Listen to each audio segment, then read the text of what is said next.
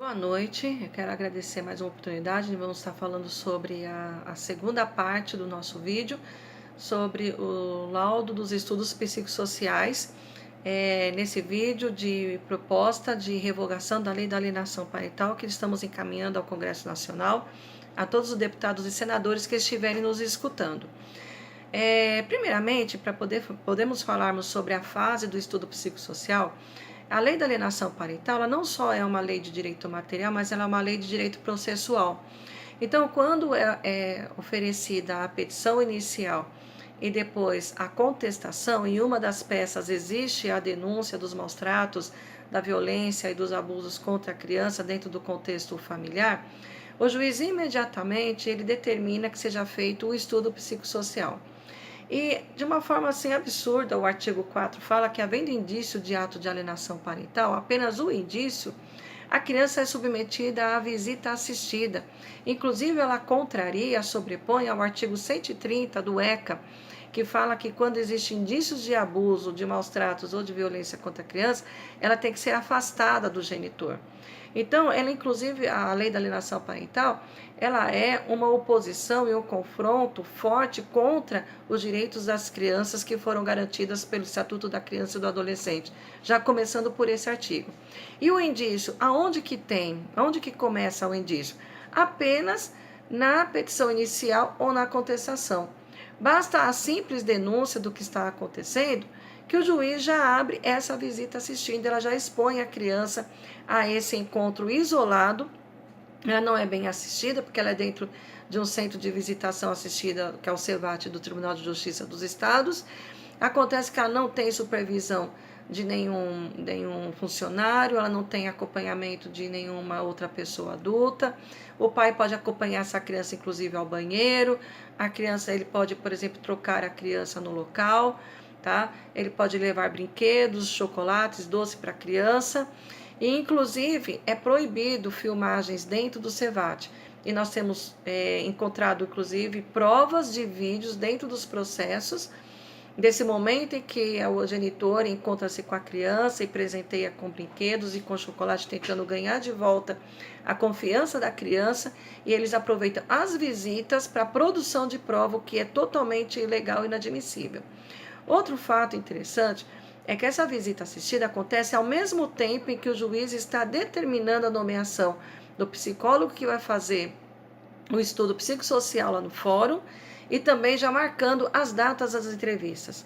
Então, perto do dia que antecede essa entrevista, as visitas assistidas que acontecem próximos à data da visita, as crianças são ameaçadas, coagidas, aquele pacto do segredo, né, que é feito entre o abusador e a criança, de que se a criança contar o que aconteceu entre eles para a pessoa que vai perguntar a elas, e eles falam o nome inclusive da pessoa, porque o juiz já nomeou o psicólogo e já colocou no despacho judicial, inclusive com as datas.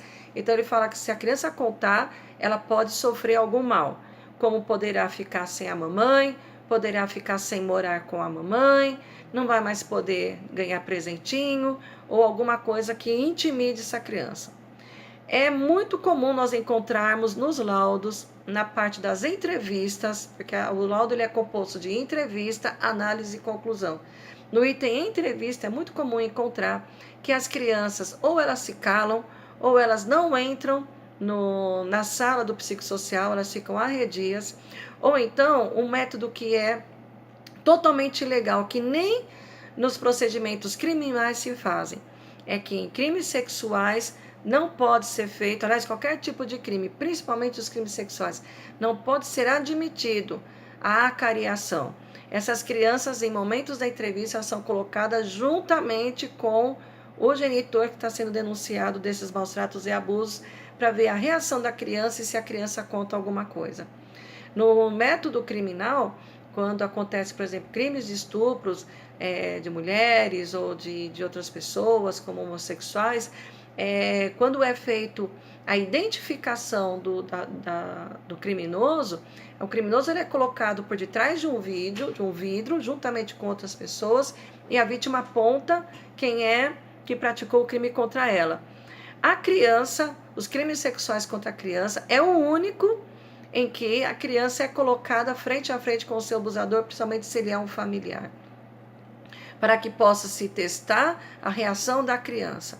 E essa criança, ela se intimida, ou a criança, quando vê, não quer entrar na sala para fazer a cariação, que ela tem a razão dela, ela tem razão, tá? E ela é forçada a entrar, ou ela é questionada a falar do que aconteceu na frente dessa pessoa. E no psicológico da criança, a criança já tendo a cariação com seu agressor, ou ela tendo já o convívio em forma de visita assistida, o que acontece na mente dessa criança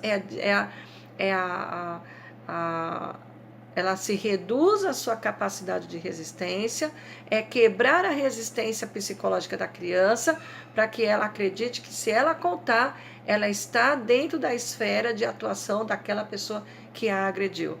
Quem criou essa lei? Quem criou esse artigo? Quem criou esse mecanismo e doutrinou os nossos tribunais no sentido de que as visitas têm que ser feitas para que se fixe os vínculos afetivos? Na verdade, não. Ela é feita antes do estudo psicossocial, ela está sendo um meio de coação da criança para que frustre o laudo psicossocial.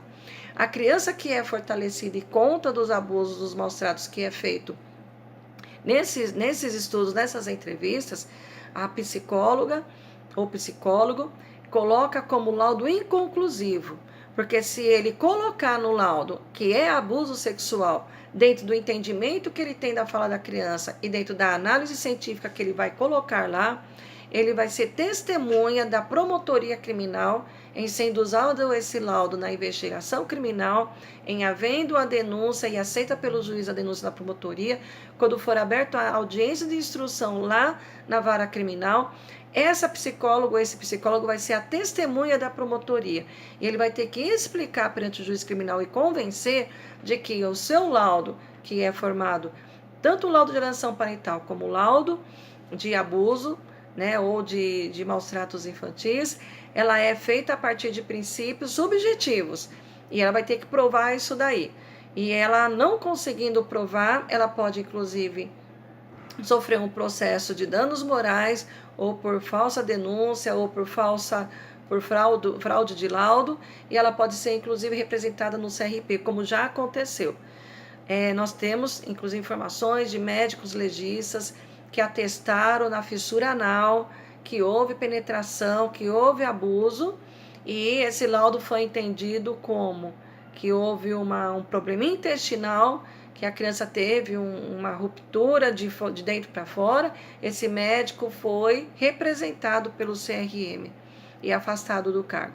Eles coagem, os agressores são bandidos familiares, eles coagem médicos e psicólogos para que não atestem abusos sexuais, maus tratos, violência contra a criança nos seus laudos.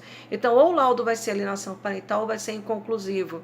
Nós não temos encontrado laudos favoráveis para atestar abuso.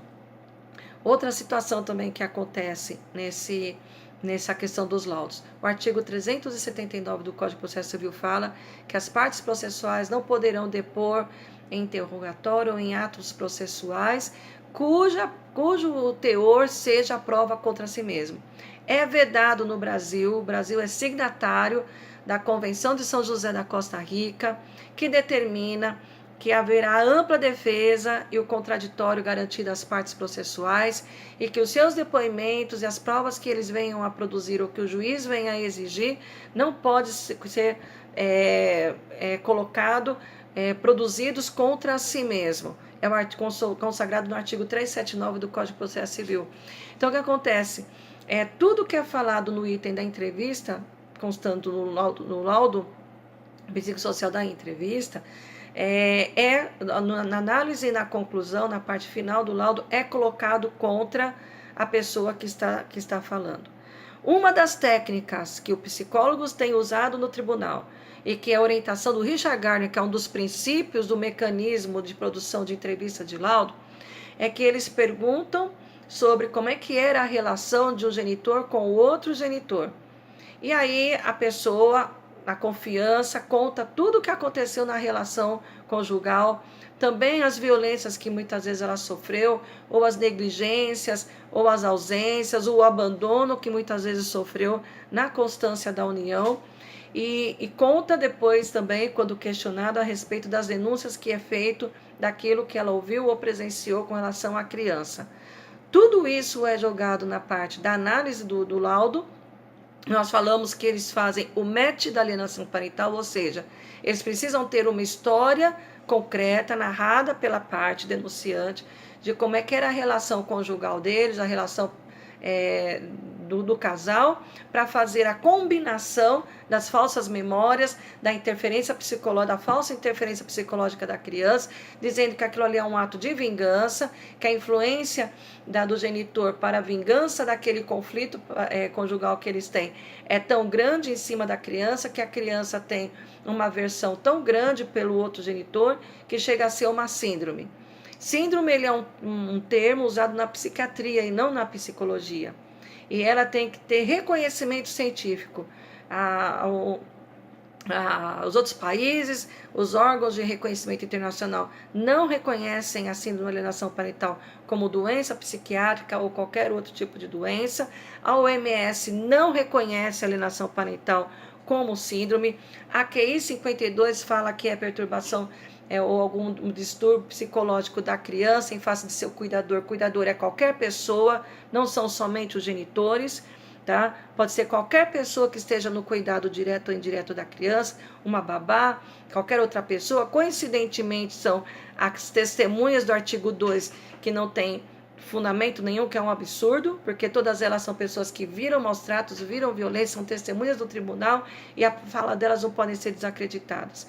E esses cuidadores não podem ser enquadrados na QI 52 como alienação parental, a não ser enquadrado em circunstâncias de abusos efetivos, violências efetivas, maus tratos efetivos. É isso que está acontecendo.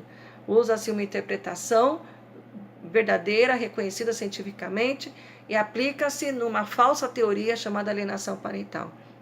Então esse é o jogo, qualquer processo que vocês pegarem, esse é o jogo que essa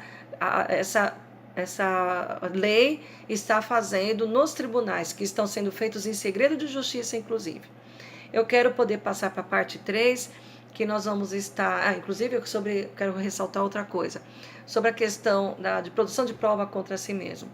Na parte de análise e conclusão, os psicólogos, inclusive, têm usado até de nomenclaturas de doenças psiquiátricas paralelas, como síndrome de perturbação, síndrome de perseguição e outros termos mais, para poder justificar o distúrbio psicológico de quem está denunciando a violência, porque o Richard Gardner criou na teoria da alienação parental que o alienador, geralmente a mulher, inclusive ele atribui isso, geralmente a mulher sofre de uma histeria e de uma perturbação psicológica e psiquiátrica tão grande que ela é capaz de ter transtornos psiquiátricos e isso interferir, inclusive, no comportamento da criança, ao ponto da criança ter convulsões, ter reações, ter vômitos, ter vários comportamentos contra o outro genitor em decorrência da histeria feminina. Eu nunca vi alguém ter uma histeria tão grande que projete psicologicamente em outra pessoa. Nunca vi essa situação, pois eles conseguiram criar essa história. Então, tudo isso acaba entrando absurdamente nesses laudos, e é a única prova que o juiz, que a lei atribui como prova válida com o estudo psicossocial, é tanto que a lei da alienação parental, ela não permite, não formula nenhuma outra prova a não ser esse laudo. E o laudo é feito dessa maneira. As entrevistas não são gravadas, os desenhos que as crianças fazem não são filmados, não são muitas vezes nem juntados. Os laudos, na parte introdutória dela, menciona testes feitos nas pessoas entrevistadas. Esses testes não são juntados para serem confrontados, e é simplesmente o laudo unilateral da fala isolada do psicólogo, mas que não tem prova por si mesma. Por si mesma ela não é autoprovável. Então, a maneira que acaba tendo como combater esses laudos é fazer as entrevistas gravadas e provar que as falas são bem diferentes daquilo que o laudo está sendo feito. Então, é uma situação, a psicologia entrou nos tribunais como ciência nova, os juízes desconhecem propositadamente isso, e não está permitindo com que, ao lado de outras provas, inclusive as testemunhais, que o artigo 2 invalida, fala delas, a pedofilia, os abusos e maus tratos possam ser derrubados, combatidos e punidos, e a criança protegida, inclusive, da influência da interferência do genitor. É isso que está acontecendo. Eu quero poder falar agora do artigo 6º, nós vamos fazer a parte 3 desse vídeo. Muito obrigada.